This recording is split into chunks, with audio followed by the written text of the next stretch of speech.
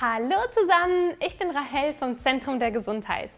Heute möchte ich euch natürliche Mittel und Maßnahmen vorstellen, die euch bei Blasenentzündungen helfen können. Meist erhält man vom Arzt Antibiotika verschrieben, die zwar oft wirken, aber auch Nebenwirkungen haben können.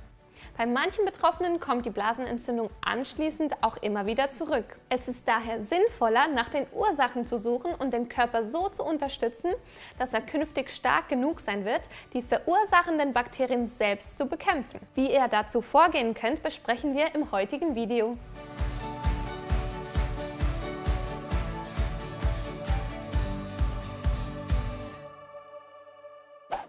Die Symptome einer Blasenentzündung kennt ihr bestimmt. Man verspürt ständig einen Harndrang, auch dann, wenn man eben auf der Toilette war. Der Urin kommt nur tröpfchenweise und mit einem schmerzhaften Brennen. Wird die Blasenentzündung stärker, brennt und schmerzt es aber auch nach dem Toilettengang noch. Übelkeit und Bauchschmerzen können ebenfalls auftreten. Es ist daher nahezu unmöglich, bei einer Blasenentzündung das Haus zu verlassen. Damit man aber möglichst schnell wieder arbeitsfähig wird, verschreiben die meisten Ärzte bei den Harnwegsinfekten umgehend Antibiotika. Diese helfen auch im Allgemeinen in wenigen Stunden, da eine Blasenentzündung fast immer von Bakterien verursacht wird. Die Bakterien entstammen häufig der eigenen Darm- oder Scheidenflora. Sie gelangen in die Harnröhre und wandern auf diesem Weg in die Blase. Natürlich verfügt der gesunde Körper über Schutzmechanismen, damit die problematischen Keime eben nicht in die Harnwege und auch nicht in die Blase gelangen können. Selbst wenn sie doch einmal dort eintreffen sollten, dann werden sie von einem gesunden Immunsystem wieder eliminiert. Erst wenn die körpereigenen Schutzmechanismen gestört sind, können die unerwünschten Bakterien die Schleimhäute der Harnröhre und der Blase besiedeln. Das Problem sind also nicht die Bakterien an sich, sondern die geschwächten körpereigenen Abwehrkräfte. Im Kampf gegen die Bakterien schwillt jetzt die Blasenwand an und entzündet sich. Wenn ihr also künftig keine Blasenentzündungen mehr bekommen wollt, so solltet ihr unbedingt bestmöglich euer Immunsystem stärken. Vielleicht hattet ihr schon mal eine Blasenentzündung oder ihr schaut dieses Video, weil ihr gerade eine bei euch vermutet. Vielleicht wart ihr auch schon beim Arzt, der euch ein Antibiotikum verschrieben hat für die Blasenentzündung. Das wird er vermutlich deswegen getan haben, weil er die möglichen Folgeschäden einer Blasenentzündung fürchtet. Zum Beispiel eine Nierenbeckenentzündung, die eintreten kann, wenn die Bakterien aus der Blase nach oben in die Nieren steigen. Andererseits können aber auch Antibiotika viele Nebenwirkungen haben, was umso ungünstiger ist, je öfter ihr eine Blasenentzündung habt. Wir haben euch die wichtigsten Nebenwirkungen von Antibiotika in einem Artikel zusammengefasst. Den findet ihr unten verlinkt. Eine der schwerwiegendsten Nebenwirkungen von Antibiotika ist die Schädigung der Darmflora. Denn eine geschädigte Darmflora schwächt das Immunsystem. Wenn aber nun ein schwaches Immunsystem schon die Ursache der Blasenentzündung war, dann wird klar, dass die ständige Einnahme von Antibiotika bei Blasenentzündungen auf Dauer nicht gerade sinnvoll ist. Das merkt man auch daran, dass es häufig vorkommt, nämlich bei der Hälfte der Betroffenen, dass diese im selben Jahr der ersten Blasenentzündung noch eine zweite bekommen. Es kann auch sein, dass die Antibiotika beim einen oder anderen Patienten gar nicht mehr wirken. Das ist dann der Fall, wenn die Bakterien bereits resistent sind. Dann muss ein weiteres Antibiotikum ausprobiert werden. Wusstet ihr, dass Antibiotikaresistenzen besonders bei zwei Menschengruppen auftreten? Einmal bei Personen, die kurz vor Auftreten der Blasenentzündung gegen irgendein anderes Problem oder auch gegen eine frühere Blasenentzündung schon Antibiotika bekommen haben. Und zum anderen bei Personen, die sich ihre Harnwegsinfektion während eines Krankenhausaufenthalts eingehandelt haben, etwa weil sie dort einen Blasenkatheter hatten. Ein weiterer Nachteil von Antibiotikatherapien ist, dass sich anschließend gerne eine Pilzinfektion einstellt, zum Beispiel ein Scheidenpilz, der nun wieder mit anderen Medikamenten behandelt wird. Auch hier denken manche Ärzte nicht an die tatsächlich wichtige Maßnahme, nämlich die Stärkung des Immunsystems.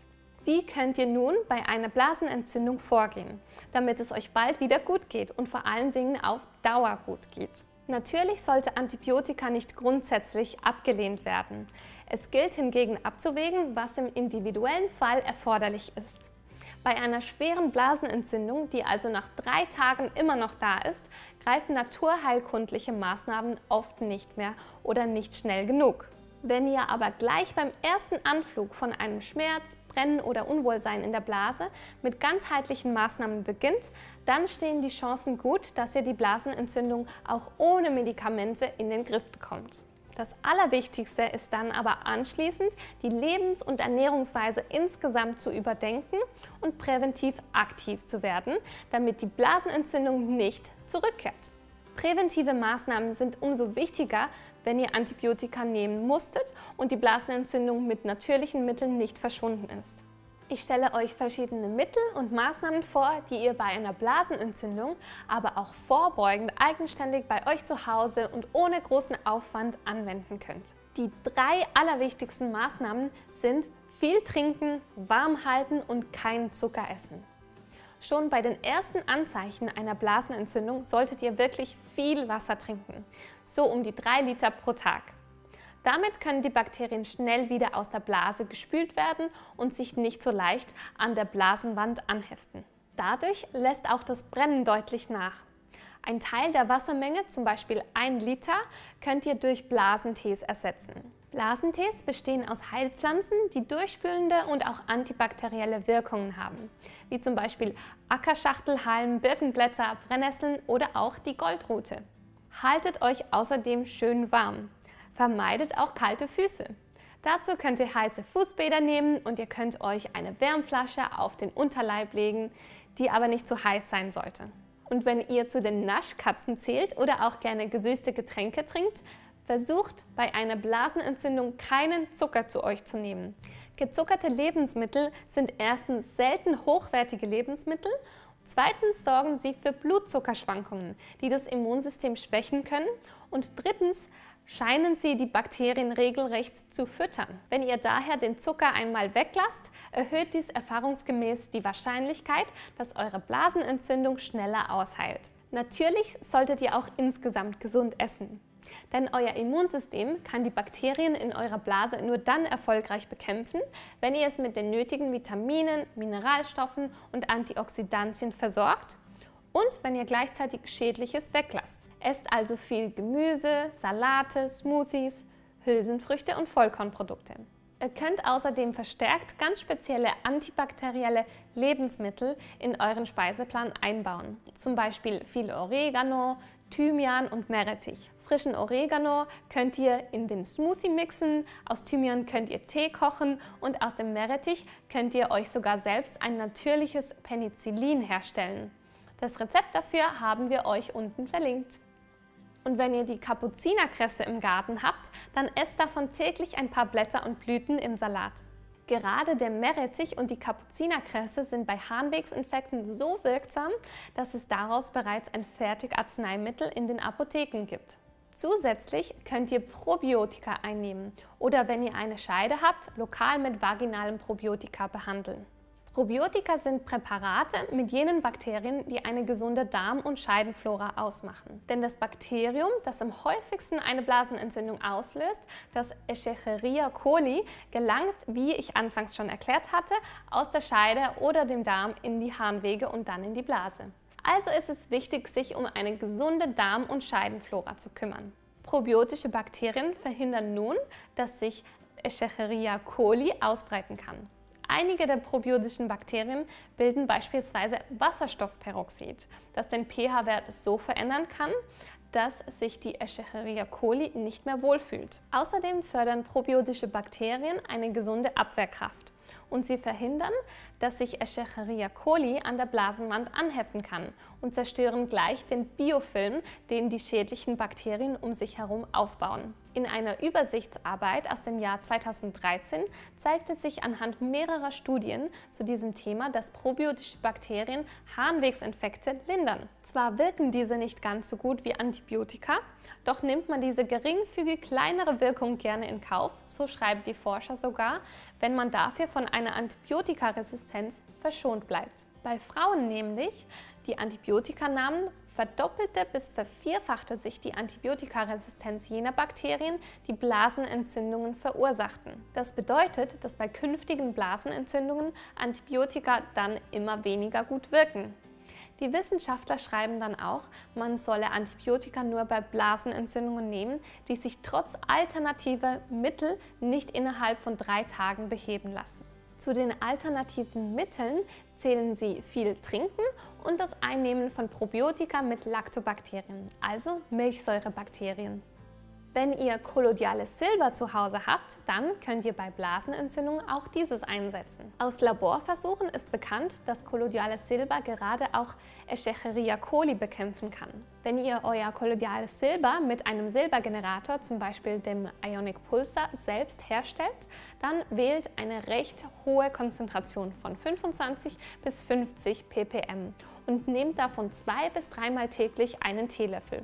Und zwar immer im Abstand von mindestens einer Stunde zu den Mahlzeiten. Lasst das Silber möglichst lange im Mund, damit es schon über die Mundschleimhaut aufgenommen werden kann. Und trinkt erst wieder nach 10 bis 20 Minuten etwas. Mischt das Silber also nicht mit Wasser, sondern nehmt es pur ein. Länger als 7 bis 10 Tage solltet ihr es nicht einnehmen. Alle Details zur Anwendung von Collodialem Silber lest ihr in unserem Artikel auf der Webseite. Den Link findet ihr unten in der Infobox. Ein ebenfalls interessantes Mittel, insbesondere gegen immer wiederkehrende Blasenentzündungen, ist die D-Mannose. Sie wirkt also eher vorbeugend und weniger gut bei akuten Blasenentzündungen. Dennoch könnt ihr mit der Einnahme natürlich schon während einer bestehenden Blasenentzündung starten. Die D-Mannose ist eine Zuckerart, doch wird sie nicht wie etwa Haushaltszucker oder Glucose verstoffwechselt, sondern größtenteils unverändert mit dem Urin ausgeschieden. In der Blase bindet die D-Mannose jene Bakterien an sich, die für die Blasenentzündung verantwortlich sind und sorgt dafür, dass diese jetzt mit dem Urin aus dem Körper gespült werden können. Nebenwirkungen hat die D-Mannose keine. In unserem Artikel über die D-Mannose beschreiben wir eine Studie, in der sich zeigte, dass D-Mannose besser vor Harnwegsinfekten schützt als Antibiotika und natürlich auch besser als gar nichts zu tun. Wenn ihr die D-Mannose probieren wollt, nehmt ihr davon über ein halbes Jahr lang mindestens 2 Gramm täglich. Meist enthalten entsprechende Präparate bereits die richtige Tagesdosis. Zum Beispiel die Mannose-Kapseln von Effective Nature, die dazu noch Cranberry-Extrakt enthalten, wobei wir schon beim nächsten Tipp wären. Cranberries gelten schon lange als naturheilkundliches Mittel bei Blasenentzündungen. Zwar gibt es dazu einzelne Studien mit guter Wirkung, andere aber zeigen nur geringfügige Erfolge. Allein auf Cranberry-Saft, wie oft empfohlen wird, solltet ihr euch daher nicht verlassen. Ihr könnt ihn aber natürlich in euer Therapiekonzept integrieren und zum Beispiel täglich 150 bis 300 Milliliter trinken. Am besten mit Wasser verdünnt, da er sonst zu intensiv schmeckt. In Cranberries sollen es die Proanthocyanidine sein, die vorbeugend wirken. Sie glätten offenbar die Blaseninnenwand und verhindern, dass sich dort die schädlichen Bakterien festhalten können. Vielleicht kennt ihr ja bereits OPC als Nahrungsergänzung. Auch in OPC sind Proanthocyanidine enthalten, die starke antioxidative und entzündungshemmende Wirkung haben und so dabei helfen, die schädlichen Auswirkungen einer Infektion zu reduzieren. Falls ihr OPC zu Hause habt, könnt ihr es in jedem Fall auch bei Blasenentzündungen einnehmen. Wenn ihr häufig zu Harnwegsinfekten neigt oder auch eure Kinder, lasst bitte auch euren Vitamin-D-Spiegel überprüfen oder natürlich den eurer Kinder. Denn man weiß zum Beispiel aus einer Studie aus 2019, dass Menschen mit niedrigem Vitamin-D-Spiegel häufiger Blasenentzündungen bekommen als Menschen mit gut gefülltem Vitamin-D-Speicher. Wenn sich bei euch ein Mangel zeigt, dann nehmt Vitamin D ein. Wie ihr dabei vorgeht, habe ich in einem anderen Video erklärt. Das verlinken wir euch natürlich. Ebenfalls wichtig ist, dass ihr euren Hormonspiegel im Auge behaltet, besonders wenn ihr schon in den Wechseljahren seid und plötzlich anfälliger für Blasenentzündung werdet. Denn dann kann ein Östrogenmangel oder auch eine Östrogendominanz mit Progesteronmangel der Grund sein. Ihr könnt bei eurem Arzt eure Hormonwerte im Blut überprüfen lassen und euch je nach Bedarf bioidentische Hormonpräparate, also Kapseln oder Cremes, verschreiben lassen. Nicht jeder Arzt kennt sich damit aus. Klärt es daher vor einem Termin ab. Auch Akupunktur und die Homöopathie können bei Blasenentzündungen häufig helfen. Lasst euch dazu von einem entsprechenden Heilpraktiker, Arzt oder Homöopathen beraten. Zum Schluss noch ein wichtiger Tipp, der wirklich entscheidend sein kann. Trinkt vor dem Sex viel Wasser und geht anschließend sofort zur Toilette. Das klingt zwar nicht übermäßig romantisch, reduziert aber euer Risiko für eine Blasenentzündung beträchtlich. Denn beim Sex können Bakterien aus der Darm- oder Scheidenflora leicht in die Harnröhre gelangen und bei sowieso schon empfindlichen Frauen zu einem Infekt führen. Das Risiko für eine Blasenentzündung soll in den ersten 48 Stunden nach dem Sex sogar um das 60-fache erhöht sein. Wenn ihr also schon beobachtet habt, dass ihr häufig nach dem Sex einen Infekt bekommt, dann probiert diesen Tipp aus. Es lohnt sich. Nun wünsche ich euch gute Besserung, falls ihr gerade mit einer Blasenentzündung kämpft und hoffe, dass euch unsere Tipps und Hinweise helfen können, schnell wieder gesund zu werden. Eine Zusammenfassung findet ihr übrigens auf unserer Webseite, falls ihr euch das Gesagte nicht alles merken konntet. Schreibt uns gerne unten in die Kommentare, welche Maßnahmen und Methoden für euch am wirkungsvollsten waren bei einer Blasenentzündung. Ich freue mich, da von euch zu lesen und bis bald. Tschüss!